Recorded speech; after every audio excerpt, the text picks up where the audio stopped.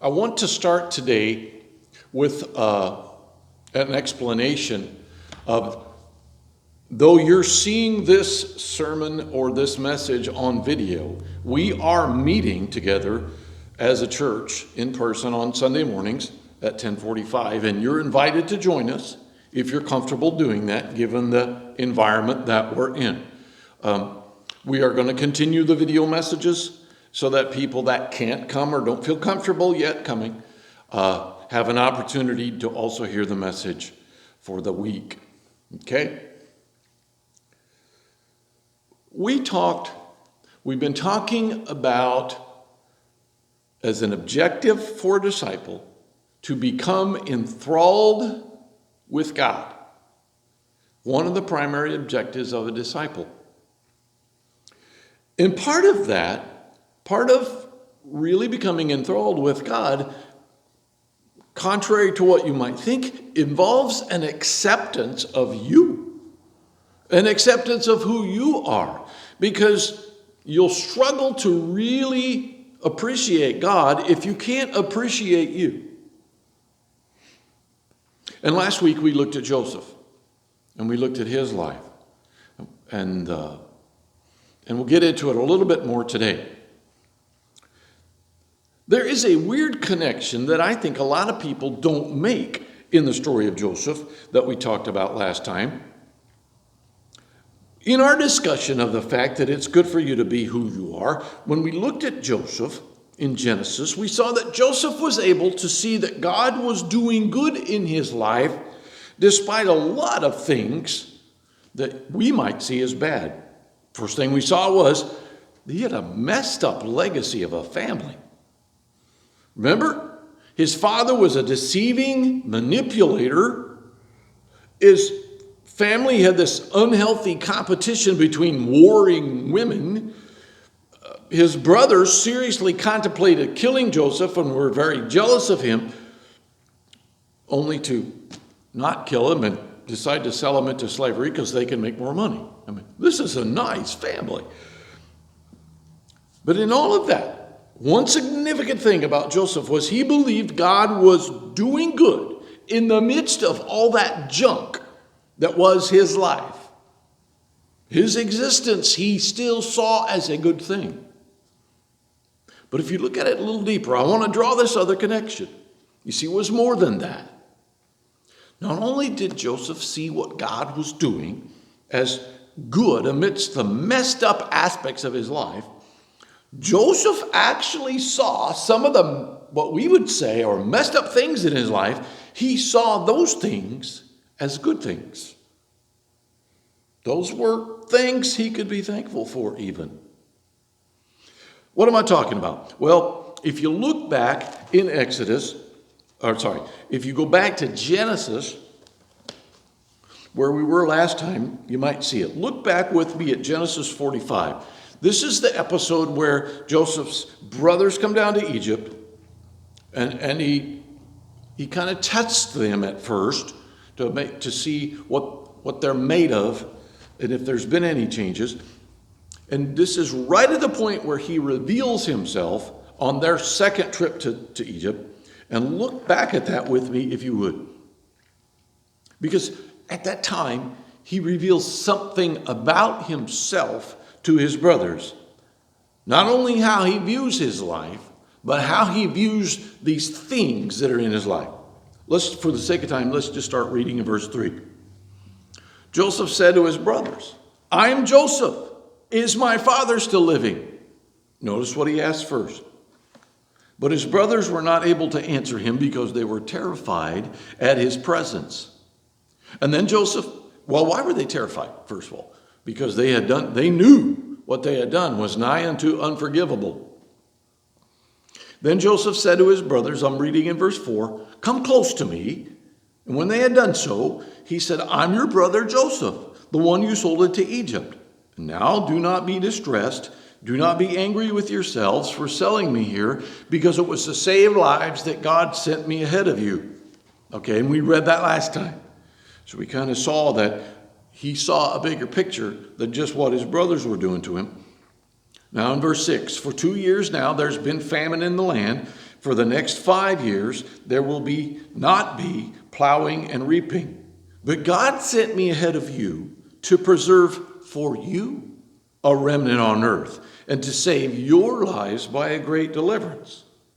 So then it was not you who sent me here, but God. He made me father to Pharaoh, lord of his entire household, and a ruler of all Egypt. Now, hurry back to my father and say to him, this is what your son Joseph says. God has made me lord of all Egypt. Come down to me.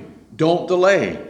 You shall live in the region of Goshen and be near me, you, your children and grandchildren, your flocks and herds and all you have. I will provide for you there, because 5 years of famine are still to come.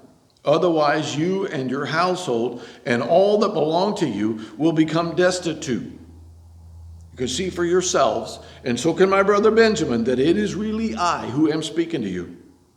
Tell my father about all the honor accorded to me in Egypt and about everything you have seen, and bring my father down here quickly. Do you see the point of emphasis he's making? It has to do with his father. How many times did he mention him in this section? He talked about his father. He talked about how he wants him to come down. Why? Why would he want to see that conniving, deceiving, manipulating dirtbag of a dad that he had? Why would he not just be glad to be rid of him? Why would he want him to be near him? I mean, think of what he did. Think of what kind of a person he was. I think that's the reason why Joseph's brothers can't believe this is actually Joseph talking. I think they knew, yeah, he should hold us the biggest grudge that any person ever held. He should hate us, but he should also hate his father if he was smart. His father sent him into the fire that caused him to be a slave in Egypt in the first place. You want to check on your flocks and herds that my brothers are watching? Fine, you go get your sorry self down there and look at them yourself. You're the dad of this household. And good riddance. Joseph had every reason to say that. His dad was less than stellar. But instead, what does he say? Get dad. Bring him down here. What does that imply? What does the rest of the chapter imply as you begin to read it and read about him embracing Benjamin and weeping and kissing his brothers? How could he do that? Why would he even want his family around? What had they done? Awful things. Please don't make light of what they had done.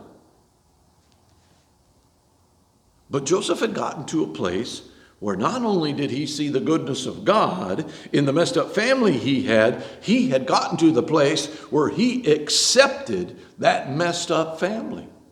Yeah, they might be a bunch of idiots, but they're his idiots. Joseph saw those people as things that brought the goodness of God into his life, and he accepted them because of that.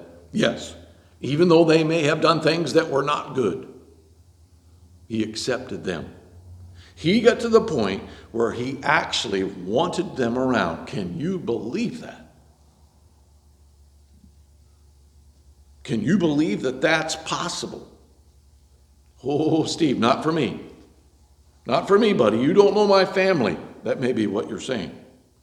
It's way better if my family just stays a million miles away and doesn't get close. They did me a big time hurt. That may be what you're saying. Now, I also know that not every family is that way. Some of you don't have anything to forgive your family for or your parents for. For some of you, working at accepting your family is just unnecessary. Or maybe you've already worked through this, through the wounds done by your family, and come out the other side. But unfortunately, those two scenarios, they're not very common. Family hurt is way more common. But you know what? God has a plan for that. Joseph went to a place that we are called to go to. Because you will struggle to accept the fact that God intended goodness for your life and that your life is actually, in fact, a good thing until you come to accept the fact that your parents and your family are actually good things. And you might be giving me a look right now. I don't know. I can't see. It might be the no way look, and that may be putting it kindly. In his book, Wild at Heart, John Eldredge specifically says about young men that the biggest wound that they get in life is usually from their fathers.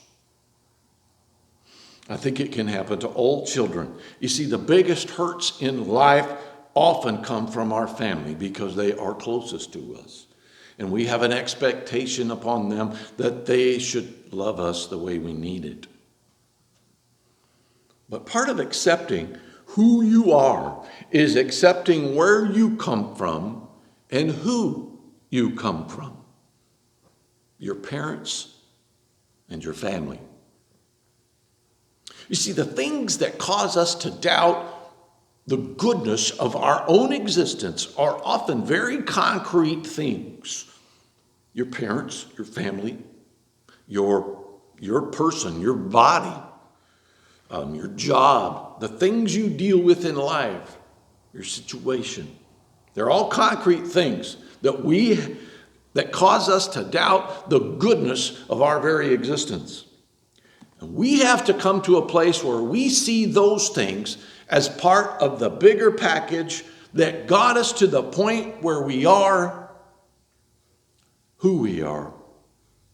And all that we can see as a good gift from God. And I know I'm asking a lot from some of you. Now, like I said, some of you, this isn't a big deal. It's not you don't have a hard time with this one. Some of you have already worked through this part. But some of you still need to work through this. And for you, I understand, it will be work. And not easy work either. But it will be necessary work. Well, why is it necessary work? Why do we have to do all this? Why can't we just burn the bridge on our past? Why must we work through this? Well, first of all, because it's in the top 10. The top 10 commandments, that is. Can we go back and read it? No, I don't want to, Steve. I don't want to hear this word from God today. God can keep this word. Actually, no, he can't. We need it. So come on, go back with me. Exodus 20, verse 12. Exodus 20, 12. Probably a familiar verse to you. Honor your father and mother, so that you may live long in the land the Lord your God is giving you. Paul said this is the first commandment that came with a promise.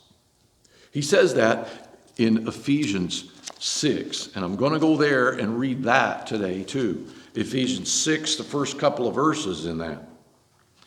Children, and I don't think he was just talking to small children. Children, obey your parents in the Lord, for this is right. Honor your father and mother, which is the first commandment with the promise, there he says it, that it may go well with you, and that you may enjoy long life on the earth. Now, you might have picked up that it sounds like Paul misquoted this. He didn't get the quote right, but he did. He quoted the version from Deuteronomy instead of Exodus. And that's the version that you need to have. Why? Because of that little connotation that says it will go well with you. There's a promise that this is part of the secret to a better life. This thing right here. And that's the second reason that you need to hear this and you need to do this necessary work, is that you will be better off. That hard work of acceptance of your parents and your family pays off. You see, to see your life as good, you need to see your parents as good. You turned out like you because of them. Until you accept them, you're going to struggle to accept you. And you need to accept both. It will go better for you then. You will do well. Paul wasn't kidding. Moses wasn't kidding, and God wasn't kidding either. You need to do this. And it is a process, and it will take time, and it might be difficult. It will have steps. Oh boy, a step program. You know the thing about steps? Each step takes you higher, but each step is hard because you are going higher.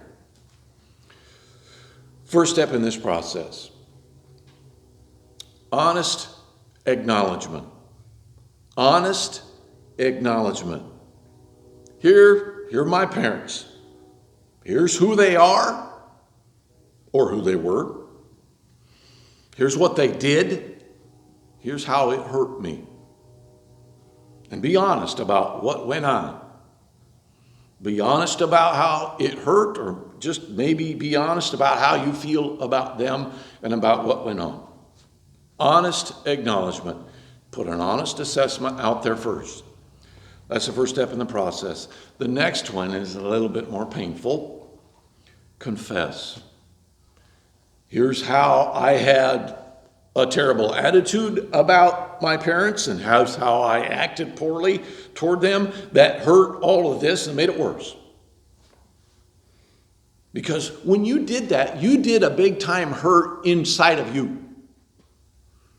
And it doesn't take away from the ugly things that they did. Those are still there. That's still true. But you get to own your own stuff, as they say. The second step is confess.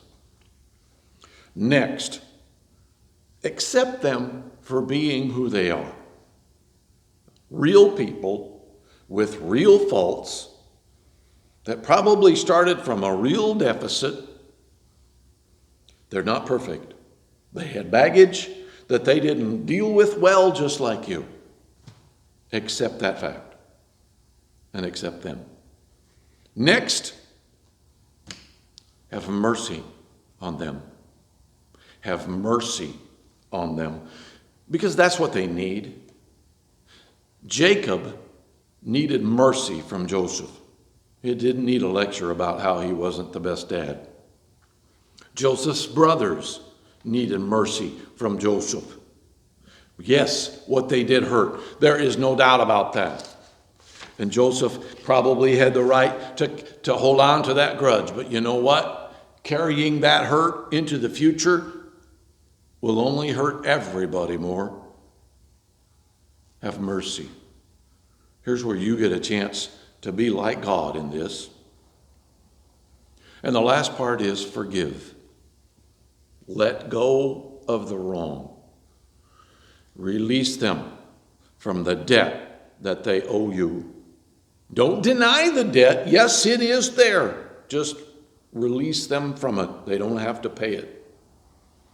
Forgive the fact that they trespassed against you. Yes, they went somewhere in your life where they never should have gone. They trespassed. Okay. Forgive that. Show mercy. They do not deserve it. Neither did you when God showed you mercy. Forgive that. That's a quick run through the steps, but it is not as simple as that. It is a gargantuan process for some of us. And it will take time because of that. Let it take the time it takes. It will do you good, Paul says, to get to a point where you can give honor to your parents. If not for the people that they were, at least for the position that they held in your life. You will do well to work on this necessary work.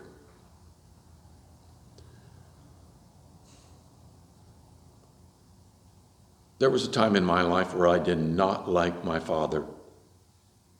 I saw him as a grouchy old character, and I was kind of embarrassed by that fact. I did not care for the fact that people compared me to him. I was better than him. I was not like him. I did not want to be compared with him.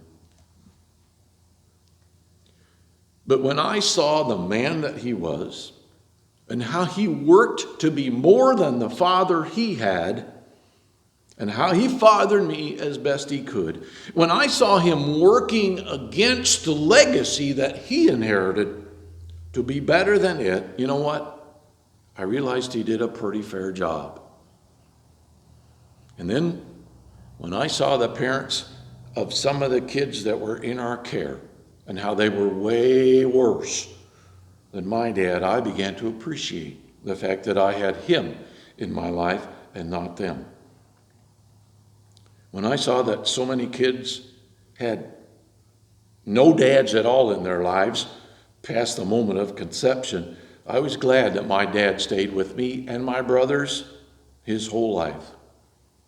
I told him, I thanked him for being a way better dad than many, many of the kids that I had come across.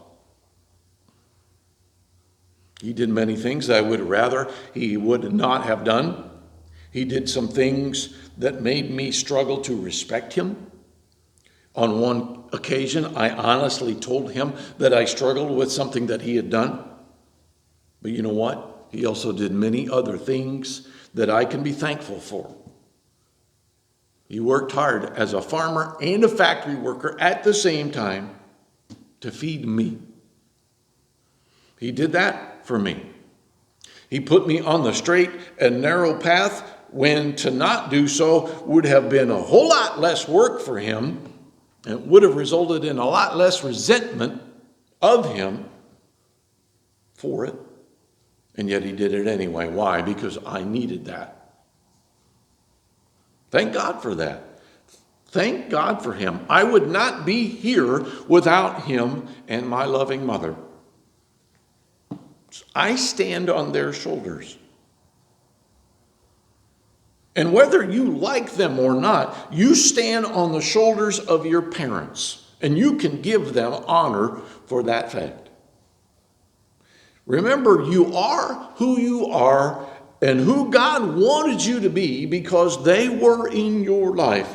Even if it was all horrible, at least you had an example of the path not to go down. You can accept who you are. You need to accept who your family is. You need to accept who your parents are and believe that God can work even that to goodness in your life. Your existence is a wonderful thing, a good thing. Your parents are a part of that. Your family is a part of that. Now, you may never be able to ask them to come live in your backyard like Joseph did, but that still might be okay. But you can definitely do the necessary work of accepting them as a part of who you are and your legacy, because you are a wonderful thing and your existence is a good thing. That's your kibble this morning or today. Yes, in the midst of people who might struggle to really appreciate God because of where they come from and their family and their parents, you be the one who can see, yeah, even though not everything in my life has been good, God has done good in the midst of evil, and I do have a legacy that got me to this point with him. You need to see his goodness in where you come from. That's your nugget today. You hungry? You hungry to find more of God or just to appreciate God more? Then you might need to look at you and your legacy. Jesus calls you to follow him. One thing he did was to always trust the goodness of his Father. Now, his family did not always see him in the right light. One time they tried to cart him off as being a crazy person. And he had to tell them, no, he was staying with his disciples. They did kind of come around later on, though. One of his brothers ends up being the leader of the mother church in Jerusalem. Maybe there's a lesson we can learn from that. Jesus does call you to follow him, though, and trust in your Father's goodness in your life and in your existence. If you want to make a commitment to following Jesus, and you like to let us know about that, and maybe about how these messages have helped you in that process, boy, we'd sure love to hear about it. Just let us know here at the church. If you need more information about how becoming a disciple of Jesus how do you do that? We'd be more than happy to work with you there too. Why don't we pray? Father, you have given us families. And in many ways, they're as different as we are people. And some of us have had great families. Some of us have had not so great families. And some of us had great families that we didn't treat as great. And help us work through this to get to the point where we can give them some honor, and so that you might turn our hearts toward them and theirs toward us, like you talked about. May that work that we work at do us good, and may we come out better for doing that. Show us what we need to do. Help us to be taking that next step in the process, whatever that might be. And I pray it in Jesus' name. Amen.